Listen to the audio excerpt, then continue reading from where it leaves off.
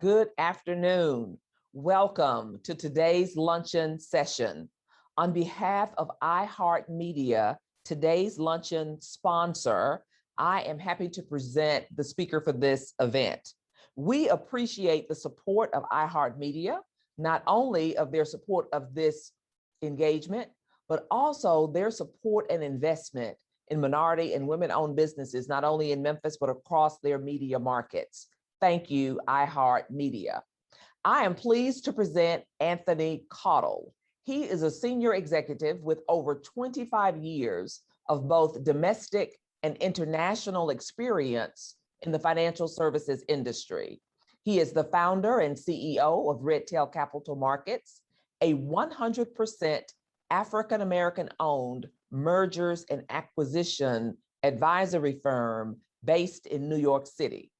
Redtail is only one of a few Black-owned firms that is an SEC FINRA registered M&A investment banking firm, which specializes in advising minority-owned businesses to grow through acquisition. Prior to founding Redtail Capital Markets in October of 2013, he has held senior executive leadership positions at firms including American Express and Commercia Bank. At American Express, while leading its global strategic planning group, he acted as a strategic advisor to American Express's board of directors, various business unit presidents, and to the chairman and CEO of American Express. Along with his work in the financial services industry, Anthony is currently an adjunct professor of applied finance and business ethics at the Fordham University Graduate School of Business, where he both designed the curriculum for and teaches M&A financial modeling. Anthony is also an ordained Baptist minister and has pastored a congregation in Detroit during the same time with his duties at Comerica Bank. He holds FINRA Securities Licenses Series 24, 7, 79, and 63. He holds a BS in Industrial Engineering, from Purdue University. In Corporate Finance from the University of Chicago, both Booth School of Business and a Master's of Divinity in Theology from Howard University. Ladies and gentlemen, I present to you Anthony Caudle. Thank you. Thank you very much, Giselle, for those warm words of welcome. And I am deeply appreciative of the opportunity, and congratulations on the hard work that you and your team have done thus far. This is certainly a timely time for us to discuss the new realities that we're certainly seeing in the marketplace today. I would love to briefly, with the amount of time that we have left, really dovetail on our discussion. It looks like we have about 33 folks that are tuned in right now. So again, I'm very appreciative of those that have taken time aside to listen to this tidbit of information that we are going to share this afternoon. Our theme is obviously the new realities, a journey of recovery and resiliency for businesses and communities. And I love to dovetail off of that theme by adding a caveat, which is why make mergers and acquisitions, M&A, part of your recovery strategy. And then what I love to do also is to provide a few tidbits of information as it relates to industry standards, what it means in terms of valuing and preparing your company for an M&A transaction. Well, I need to, first of all, make sure that my compliance department is satisfied. So I have to provide this brief disclosure. And as Giselle had mentioned earlier, we are a SEC FINRA registered broker-dealer, so we're required to make these disclosures that we are not providing legal advice or accounting or tax advice, that the securities that are offered through Redtail are not FDIC insured, and the broker-dealer affiliate which I also own, which is called Redtail Capital Advisors, is our M&A arm.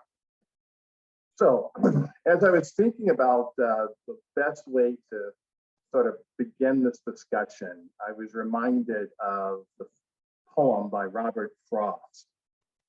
Two roads diverged in a wood, and I took one less traveled by, and that made all the difference. These are words that we're all familiar with. I'm sure we've heard this poem multiple times, but it really sort of dovetails off our theme for this afternoon, that I think many of us are at a point where we have reached a fork in the road, so to speak, particularly as it relates to our business processes. We can all imagine and can relate to the challenges that we've seen over the past year and a half as it relates to the pandemic. And I know it's has impacted many of us, our families. I pray that, you know, those who may have been seriously impacted for your families and those who are perhaps struggling now, we offer prayers for them as well. But as we think about our businesses and its impact, there's certainly been a major shift that we've seen in the industry. So whenever you go out on a journey, so to speak, and again, as we think about the poem that we just reviewed, we are in that fork in the road. And in any journey, it's important to be equipped, right? Have the right tools and know how to use them before you embark on your journey. So I like to think about this as my toolkit. You know, many of us probably during the time that we have time off, we may have had projects around the house in our home. Maybe there is a long overdue renovation project that you were involved with, maybe your kitchen or your bath, but you needed the right tools in order to do the job. You needed a pipe wrench if you're doing work in your bathroom. You needed a spatula if you were probably filling holes in a wall with spackle. But if you didn't have that in your toolkit, the job was much more difficult to do. But you need the same thing as relates to starting out on your business journey. And being equipped with those tools could really make a significant difference in your journey. So I like to kind of paraphrase and to think about the things that are most important. So as a business leader, you are unique. You're obviously being a minority business leader puts you in a very, very different position and circumstance. So it's important to know who you are, right? Know what you bring to the table. Know your attributes. Know your strengths, your weaknesses. Know how you can bring value not only to your customers, but also to your employees, to your community, to your neighborhood, to society as a whole. You want to make sure that as you're in this business, you're in it to really give back. And I think that's part of the necessity, especially as minority-owned businesses, that's the value that you can certainly bring. It's also important to know who you are.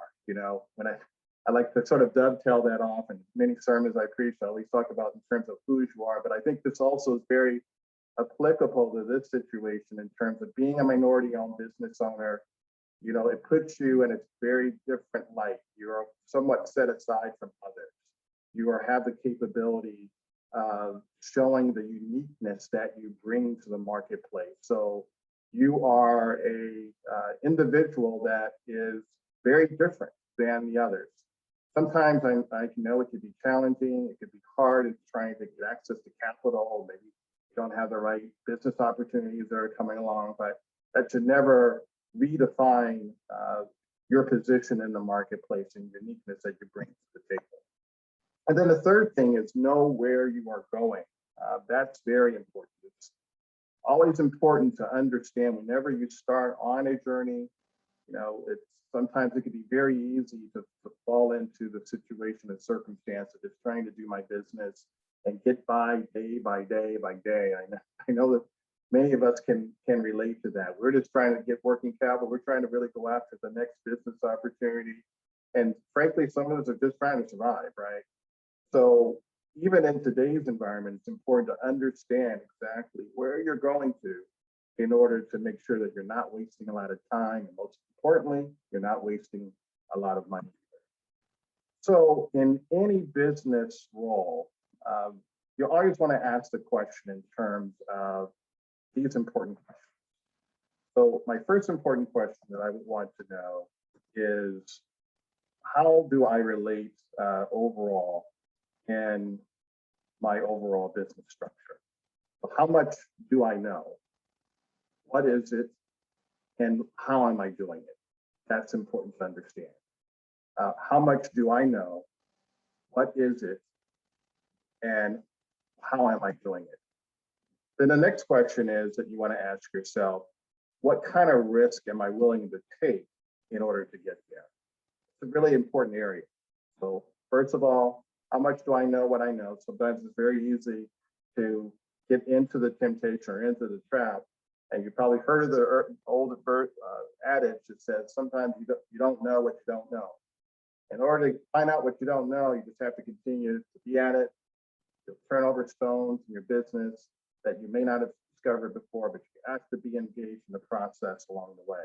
But then most importantly, you want to understand how much risk am I willing to take in order to get there? Because risk can be very costly in many, many ways, right? So, and here's another area I like for us to think about too. So when we think about the overall broader marketplace, I think it's no surprise, and I look at the statistics here, is by the year 2050, and especially as we referred back to the year 2018, about 63% of working age US population was white, which the remaining percentages were broken out into Hispanic, African American, Asian. But look at this, so 18% Hispanic, 13% African American, 6% Asian.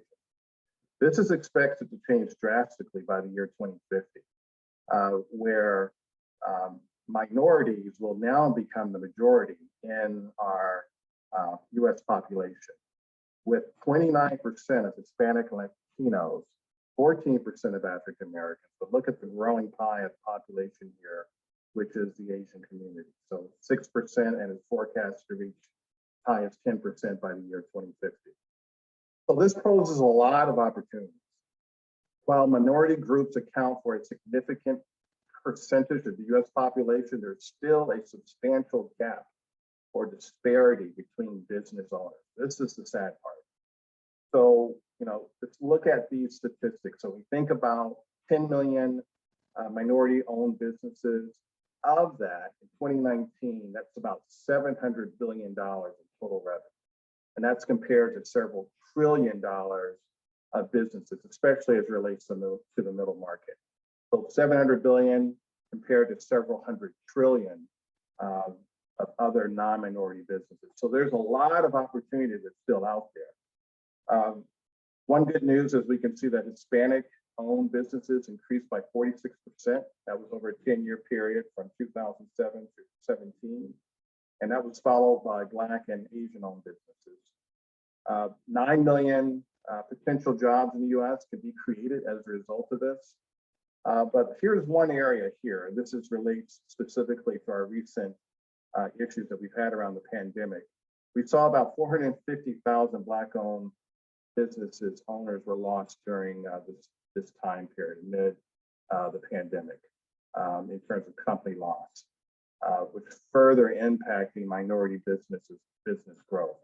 So that's an issue, that's a concern, and that's certainly an area that we want to continue to be focused on as we go forward, and to be very mindful of that. So when we think about the proper tools that are necessary in order to be successful in business, one of the tidbits I want to share is it's very critical to understand financial statement analysis and financial analysis within your business. How is your business prepared in order to weather the current economic challenges that we are faced with today? So it's important when you look at your business to have your financial house in order, especially during this period of recovery, right? So there are some key financial metrics that's important that I think we all should be familiar with. And I don't want to take a deep dive on this call. Obviously, this is a lunchtime presentation, so I'm not going to bore you with the details. But I do want to make sure you're familiar with some very key metrics that it's important to understand, especially if you're going to a bank for a loan or if you're looking to expand through acquisition. It's that financial acumen. It's like learning a foreign language and knowing exactly what that language means. Because it's been my experience, if we don't have a good grip of this, a good grasp of how all this works, you're not able to really sell yourself at the maximum potential, especially in front of those that have the power to write a check. So 4 areas that you really want to have a good grip around would be a thing called gross profit margin. And again, the bottom line here is that it really is our impact and reflects how strong is your business, how profitable is your business, how are you managing your sales versus your costs. Higher the margin, the better your business. There's another thing called SG&A, it's called your selling general administrative expenses. That's another variable. So that gets into like your variable costs, labor. Sometimes there are things you can cut out in terms of cost to make your picture look much better. Maybe you don't need to have so many lease cars, or maybe you're paying too much in terms of travel, or there's multiple things that may not be necessary to the business that if you cut out, and most importantly, you want to cut all of that out if you're trying to go to the bank. So, and so there's months in the preparation that you want to look at getting your financial house in order before you go to an investor or to a bank looking for a loan. So gross margin, SG&A is important. Then your bottom line is your net income. So that is sort of how much cash is left over after you paid all of your fixed expenses and your variable expenses. Now, one area that everyone always looks at is a thing called EBITDA margin, okay? And that's what's known as earnings before interest, tax, and depreciation. This is how your company is valued, and this is what people will look at most of all, okay? So, given that we're in this recovery period, and the point of this presentation is you might be asking yourself the question right now, should I sell my company or should I buy another company as an add-on to my existing business? So when you think about that fork in the road, you could either be on either side right now. Either you're trying to, just live by each day, trying to make sure you're managing your business. Or if you've never considered mergers and acquisitions, this might be a good time to consider selling your company. Or you might want to retire earlier. You might be looking to cash out. Or the flip side is maybe you want to buy another company, and that will help increase your overall strength of your performance of your existing organization. So there's a lot of contemplation around that, a lot of thought, but you want to make sure that whenever you're going through the process that you're clearly thinking it through. So here's a couple ways to think about it. Whenever you're looking at preparing your company for a merger or an acquisition, there are various forces out there that will impact or influence the value of your company, okay? So if you look at this arrow, if I go from the left to the right, you'll see the point of the arrow is corporate valuation. This is the corporate value. Now, these other 2 boxes is what's influencing the value for the company. So you're going to have different things out there. You're going to have like market forces. This is, how does your competition look? What's my required investment in order to keep my company afloat? What's market demand for my company, right? You might also have other competitive positions. Maybe your competitor down the street might have a better cost advantage compared to how you're doing your business. So he's got more money flowing to his bottom line, more money flowing to net income because his cost structure might be much better than yours. Or perhaps the other way, you might be managing your business much better than the competition. So it goes either way. Product differentiation. What do I do that's different than my competitors? How can I do my business much better? And then there's other value drivers such as profitability. Am I running negative every month in terms of my net income, right? Am I barely breaking even? How are my investments look? What's my growth look like? Am I only growing 5% or am I growing negatively over each month? And how much risk? It gets back to this word in terms of risk profile. How much risk am I willing to take on? So it's tough running a business, and I get it. But I think it's important when you understand, again, that toolbox example, these are some of the tools that you want to know and have and understand in terms of how is your value of your company being impacted. So having a good grip on all of these areas helps to really drive your valuation up. So the better the grip you've got on these things, the more likelihood that your company is going to become more valuable, okay? So it's a couple of ways to think about this. And I wanted to kind of break this presentation out in two areas. So if you're looking at selling your company, this is what an example of a sell side process would look like and what it would mean. So the first thing you want to do is to go in and you want to select an advisor, okay? And the process itself takes anywhere between 1 to 12 months. On average, if you get a good advisor, someone who can go pretty quickly, you can get things wrapped up in as quick as 7 to 8 months max. But that really is getting someone who's going to really be by your side and really grind away and make sure that the job is getting done and they're not running the clock on you and spending more money than what you're willing to spend, but also being efficient with your time as well as your money. So you want to select a good advisor. You want to have advanced preparation, building a pipeline. So again, if you're selling your company, you want to make sure that you are building a pipeline of prospects of people who might be candidates for purchase, right? And so this is all part of the important aspects of a good sales side mandate.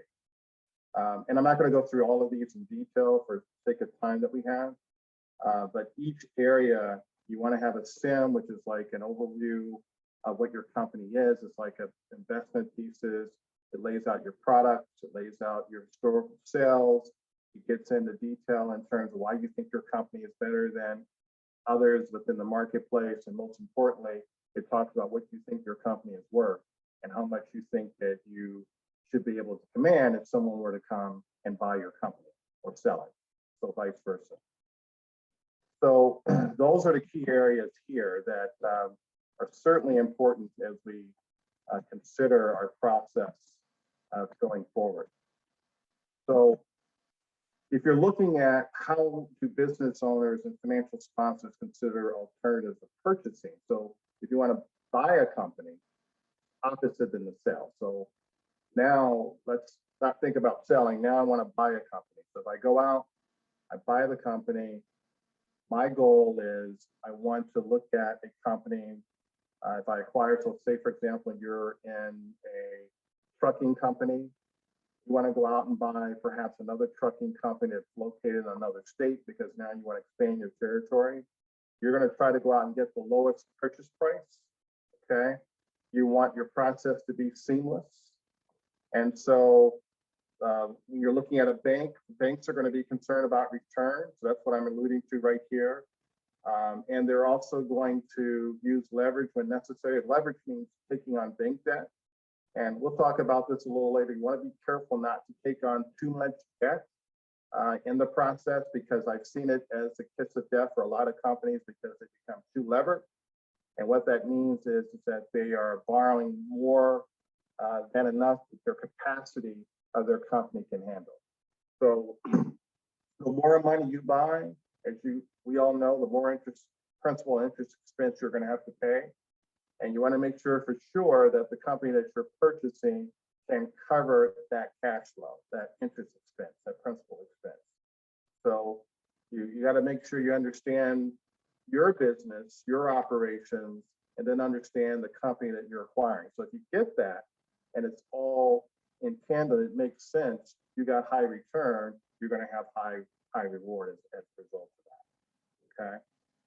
So the other areas too is IPO, secondary buyouts, liquidation. So some of this is not applicable to the middle market space, but once you become much larger, you become a candidate for a public offering.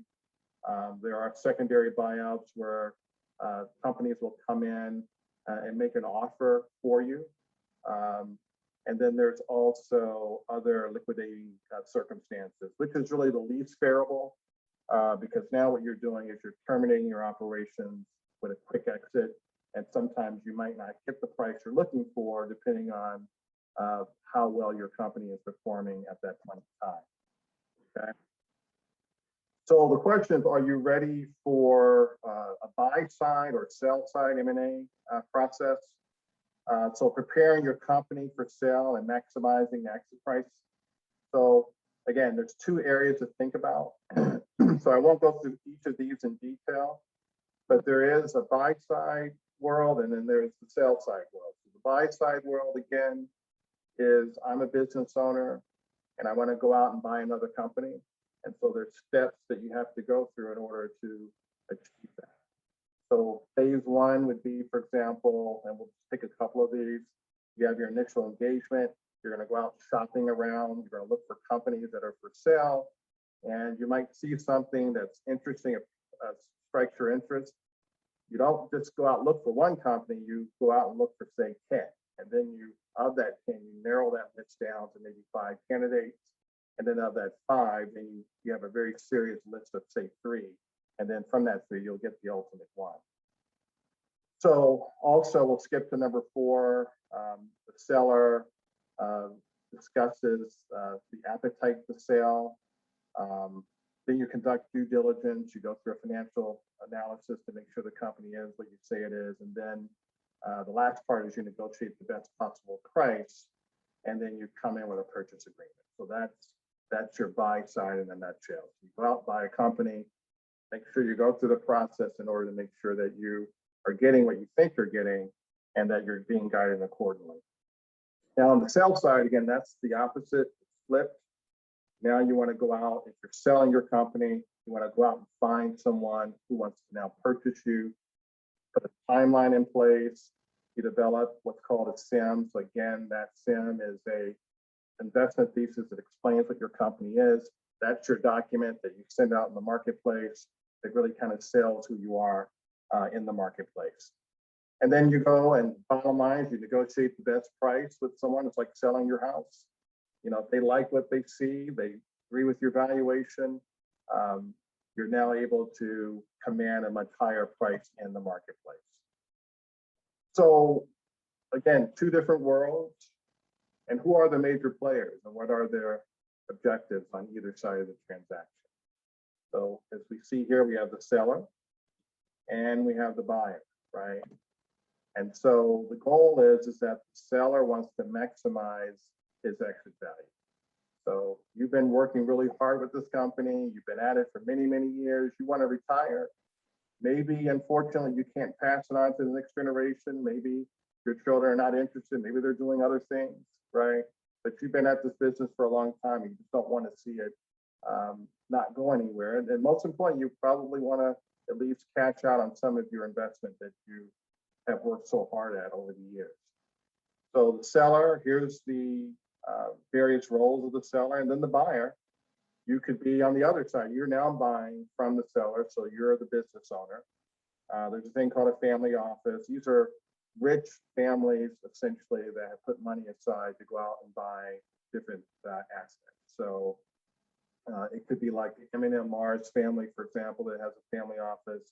Eli Lilly family, those are family offices. So these are high net worth individuals that have put together money in order to go out and buy different companies.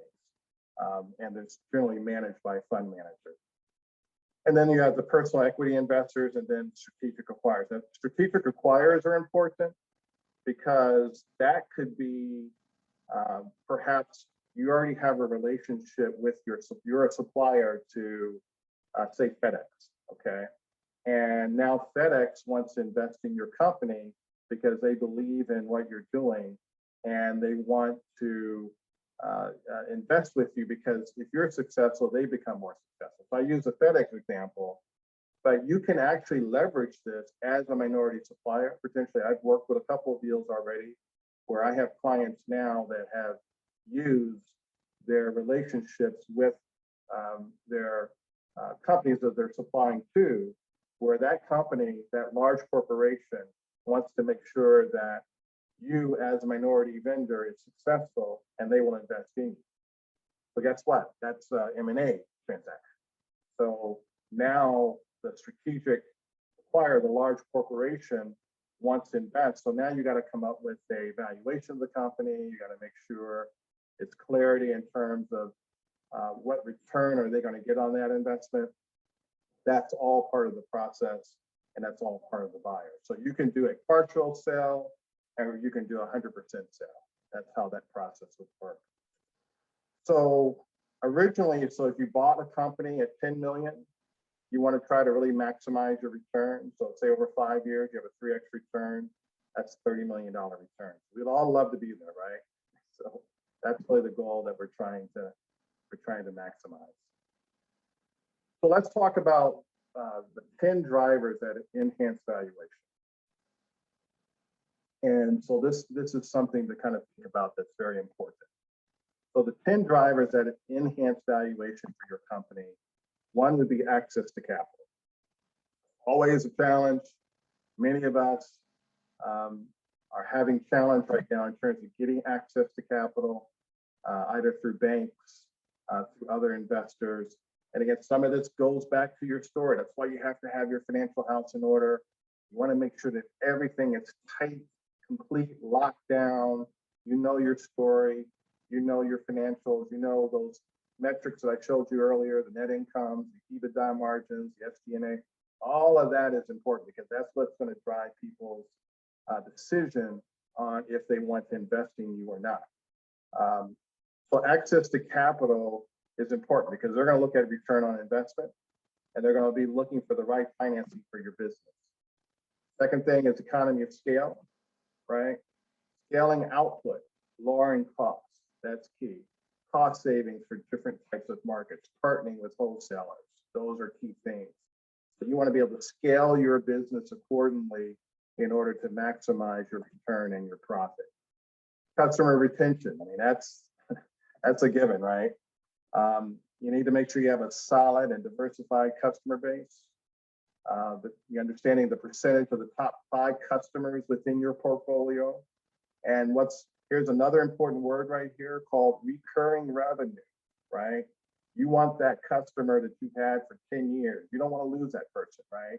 Not only just one recurring person for 10 years, you want to have multiple, 10, 15, 20 of recurring revenue, because that's your lifeblood of the company, right?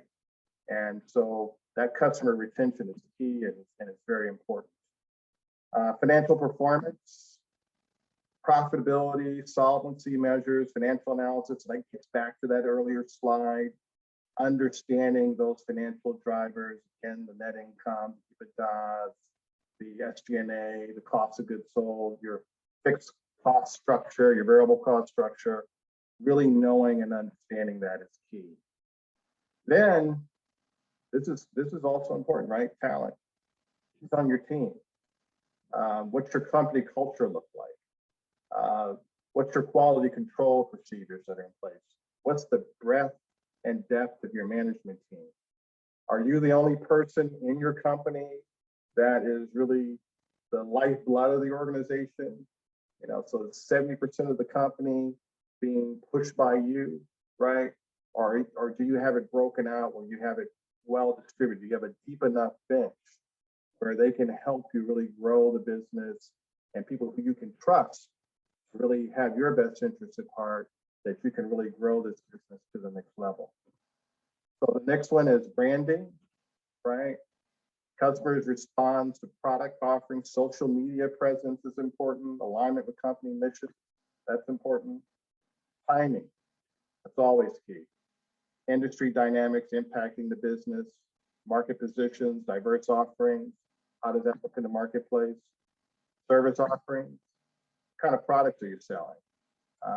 What type of vertical opportunities do you have? When I think about verticals, this is what you're running your business now, but another vertical could be I'm adding maybe 3 to 4 different business lines. I'm going to go out and acquire those new business lines and add. That's called a vertical.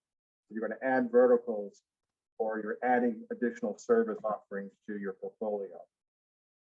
Technology is key. Keeping pace with technology changes is always important. Allocation towards R&D, keeping up to date with the latest and greatest technology. And then most importantly, your strategic vision.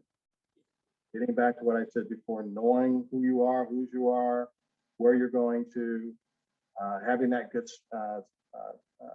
toolkit in place, managing long-term outlook, management support, supporting long-term objectives of the organization. All of that is key. So one of the things you're going to want to have is someone who is going to have your back. It's going to be on your side. It's going to be an advisor. Someone's going to really help take you through the process, right? So if you're preparing your company to be acquired by another company, either considering a sell or more of a buy side process, this could be very, very time consuming. And so your job is really to run your business, but you want to bring somebody in you can trust that can really help manage your process and spearhead these efforts so that they can go out and help find opportunities for you. That's key. So here's 4 reasons why hiring a good investment banker is crucial for a successful transaction, both short and long term. And I want to add a caveat. You want to be careful of who you choose. You want to make sure that the person that you choose has your best interests at heart. We live in an unethical society right now, as we can all imagine, we all can know. We want to make sure that the people that we hire and that we team and partner with are looking out for your own best interests, and not for their interests, but for your interests. So you want to spend a lot of time around that, interview people, have that gut check, make sure that, is this somebody who I can trust that's going to really steer me in the right direction. You don't want to waste a lot of time and energy having someone taking you down a rabbit hole that is taking you in a whole different objection and direction of where you want to go, and then they still sing the bill. You want to make sure that that is an area that is carefully looked at and monitored as you go down this path. But if you find someone good, that person needs to be experienced. They understand industry, they understand specific domains. You want to have good negotiations. Someone who can really negotiate on your side, can get a better deal, get it done for you. It's going to go to bat, going to be in the grind and the trenches for you on your behalf. And someone who also will be very resourceful, have a good Rolodex of relationships that they can bring to the table. This is what I can do. This is the value I bring to the table, and this is how it's going to work. And then credibility is going to be important. Having a positive affirmation, someone who is known very well in the industry is key. So there's a couple ways to think about this. We'll kind of go quickly for sake of time here. But there's 2 ways to think about growth for your company. Is what's known as organic growth and inorganic growth. Organic growth is basically the way that you run your company now. You are doing your business day to day. This is, I'm not going to do a whole lot of investment outside of it. I'm just comfortable in the lane that I'm in right now. And inorganic growth structure is kind of stepping outside of that lane, right? And looking at perhaps doing your business through a merger or an acquisition or a joint venture. And so typically what that takes place is you're now entering into a whole new marketplace, right? It's that fork in the road. So am I going to go left, which is the way I'm doing it now, sort of that inorganic, that organic way, or am I going to turn right and take the road less traveled, which means that I'm going to look potentially at buying my company, buying another company, or perhaps selling it. But I'm going to take a little bit more risk, but I'm going to make sure that what I do is going to really help benefit me in the long run. So those are the key areas that you want to really be thinking about. So why make M&A part of your recovery strategy? Okay, why? Here's the why. And I can use a case example right now where representing a woman-owned, African-American-owned IT services company right now. And she's done very well. We've actually represented her for almost 3 years now. This is our second deal that we're doing with her. And we did an acquisition for her 3 years back, where she acquired a big bar, a bar company, value-added reseller. And that is the business that she's in right now. And that really actually helped increase her vertical because she got into an area that she wasn't necessarily in, because she was reselling IT and software products to large commercial purchasers. So that gave her access to a new market. It created better synergies. Getting back to the economy of scale example, it was definitely doubled her business. It helped alleviate some competition, and it helped increase her top line growth. So that definitely was a very strong success part for us in that area. So how do I finance an acquisition? So I won't go into these in detail, but there are different ways of doing it through a commercial loan. SBA 7A loans are fairly common. An SBC CDC 504 loan is also fairly common, and microloans. But microloans are more for smaller businesses, and these loans are only up to $50,000. So typically, the SBA loans are about up to $5 million in size. And for a medium-sized company that's in the middle market space, that could be a good avenue in order to help finance your acquisition. So let me go through these kind of quickly. There's different ways to value your company. I'm not going to go into too much detail on this call, but feel free, if anyone wants to get more detail, feel free to contact me offline and we can kind of go into a much deeper dive. But there's different ways to value a company. There's a thing called comps.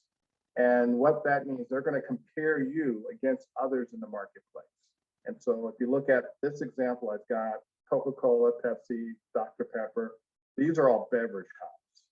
And I won't go into details of the metrics, but essentially there's a thing called a multiple. So the higher the multiple, that's the higher your valuation is, the higher that you're worth relative to others. So you'll see side by side how these companies relate to each other. So comps is one area.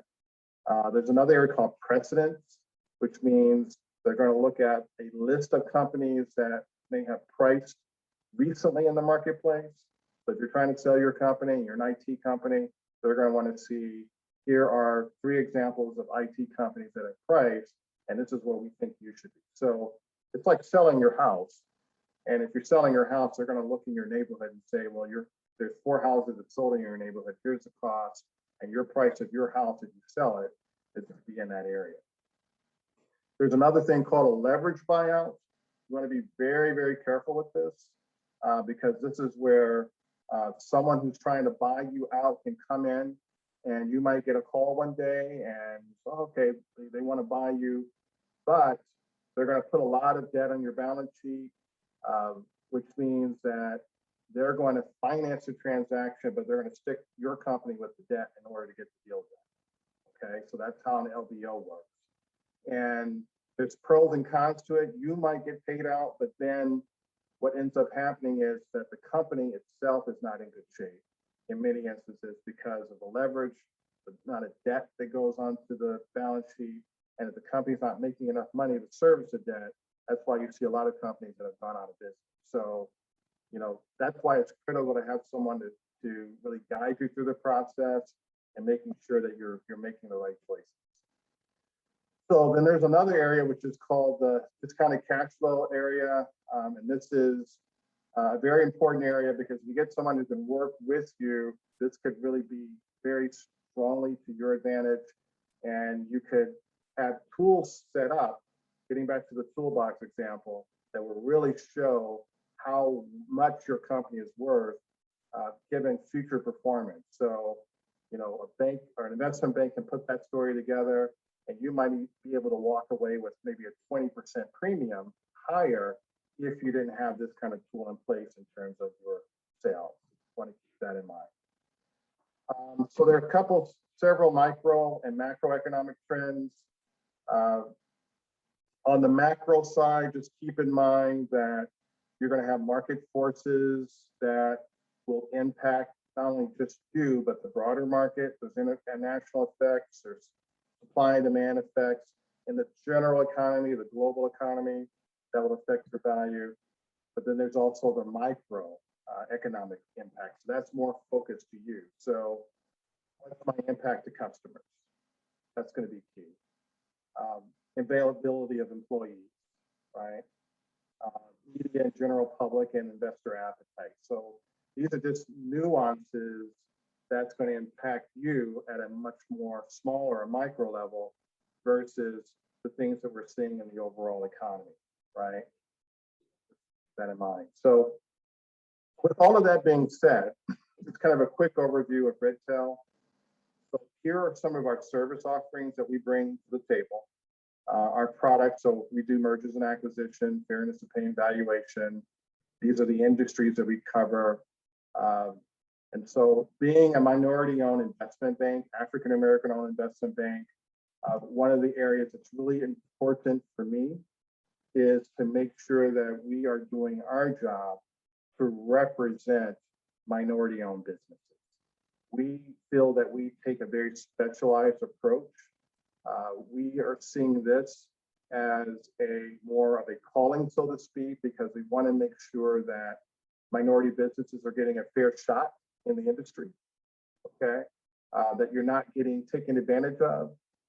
There's certain skill sets that's important that you, especially as a finance professional, that we bring to the table, and that we can go toe-to-toe with any investment bank on the street, especially as we take it very seriously in terms of representing our clients. So we do about close to 100% of our business, close to it. We're probably around about 90% right now, focused on minority-owned businesses and helping to navigate minority-owned businesses through the complex financial marketplace. Hence the name Redtail Capital Market. So we pay homage to the Tuskegee Airmen. The Tuskegee Airmen were known for their navigational capabilities and navigating bombers, right, through the German and European theater. And so we liken that to what we're doing to help ride alongside our customers and helping them to be able to get through this financial complex marketplace, and particularly being minority, which makes it even more difficult and more challenging. But we too have tools, and we bring our tools to the table to really go for that for our clients. So here's a relationship between Redtail and Redtail Capital Advisors, and happy to answer any questions that you might have. And I want to thank you for your time. And looks like we're right on time here at 2:30. So thank you, which is what, 1:30 your time. So thank you. All right. I did not see any questions in the chat or in the Q&A, but I do want to give our participants that may have a burning question, give them time to type their question in the chat. Well, Anthony, you've given a lot of great information for individuals that may be contemplating mergers and acquisitions, and I'm not sure if the participants here today were contemplating mergers and acquisitions, or if they're curious about the process, and this is the first step in their fact finding. I think you did provide information, but if there are participants that are interested either in pursuing the acquisition route, we will be working with Redtail Capital to facilitate and educate as it relates to that process. Anthony has been in this market before several weeks ago and participated on a panel and a webinar talking about mergers and acquisitions. And so, Anthony, if you would speak to maybe the next steps in the process for someone that is looking to acquire a business first, and then the next steps if someone is looking to merge as it relates to engagement and how they can, well, of course, they can contact us and we would work to help facilitate that process. But if you would speak to the immediate next steps as it relates to acquisitions, and then follow that with the immediate next steps for mergers. Thank you, Giselle. And yes, For those of you who are considering a merger, and again, you want to think about it from two different realms. Mergers and acquisitions include both sell and buy. So you might be looking to sell your company, or you might want to buy another company. So either way, you want to make that decision. But most importantly, given where we are today, this is an alternative that you may not have even known existed. So I would just contemplate, think about where you want to take your business. And we're more than happy to step in and help you go through the process of critically thinking through it. So we have a lot of clients that we have worked with that are similar to yourselves that are contemplating, and we could spend time with you in those initial periods for consultation. So feel free to please reach out to Joselle and her team, and we can get connected with you directly. Right. I think you need to reach out to us. If you're local in this market and you're familiar and work with MNBC, and we will be happy to begin that process with you and facilitate that process. And as I said before, we have already talked with Anthony and his firm about facilitating those transactions and processes with companies here in this market. Excellent, excellent. It sounds all right. Do we have any other questions? Is there another question in the chat? Yes, we have one question in the chat. Can you speak to your pursuit of strategic partners in different regions? Yes, for us, our pursuit, we have specifically worked with other MBDA offices, particularly within Baltimore, and then we recently just developed our relationship with Giselle and her team. And we see that this is a good way to really sort of fan out and to get our word out in terms of the capabilities that we're able to provide. I think strategic partnerships are key. We also partner with other non-minority owned entities because they view us, especially being one of only a handful of African-American owned investment banks, they like to get color from us and get a sense in terms of what's in the marketplace. Because you can imagine it's gravitation to us in terms of who we are. And being in New York City at 30 Wall Street, I think there's a lot of historical context to that. So I work very heavily with organizations such as ACG, Association of Corporate Growth, which I was on the board with, to really help address the disparities between minority businesses and access to capital. So partnerships are key. Wonderful. All right. So if there are no other questions, again, Anthony, there's one other, I'm hearing there's one more question.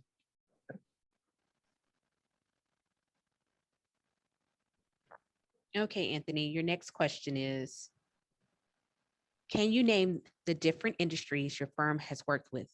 More specifically, have you worked with persons to acquire hotels, apartments, etc.? Yes, we have worked with multiple industries, from IT to manufacturing. We have also worked with companies in terms of acquisition of hotels. This was several years ago, as well as apartment buildings. That's a different structure, and there are investors that will work specifically with us in terms of structuring a transaction to meet those needs. So we are also very agnostic in our approach because the key skill set is the ability to structure and to build out in our network. We have a very deep network, and we're more than happy to get you introduced and to help structure a potential transaction around your hotel or apartment acquisition. All right, thank you. Was that it? Excellent. That was it. Well, again, Anthony, as I said, thank you. We appreciate you for presenting here in our 2021 EDF. We thank all of the participants for joining us for this luncheon presentation, and a very special thank you to iHeart Media for their support and for being the presenter of this luncheon today. Next up, I'll be back at 2 o'clock to open the Corporate Connect for this afternoon session from 2 to 4. Our hot topic conversations open and begin at 2 o'clock. We will have 6 topics being discussed from 2 to 3 p.m. and from 3 to 4 p.m. the remaining 6 topics. Remember, come in, get ready to network and to mingle. The network lounge is open, as well as the exhibit hall to visit the booths to determine who you want to speak with at 2 p.m. And watch that leaderboard. All of the wonderful prizes, along with the winners of the pitch competition that we had a few moments ago, all of those announcements will be made in the closing section at 4 p.m. So until 2 o'clock, I'll see you at 2.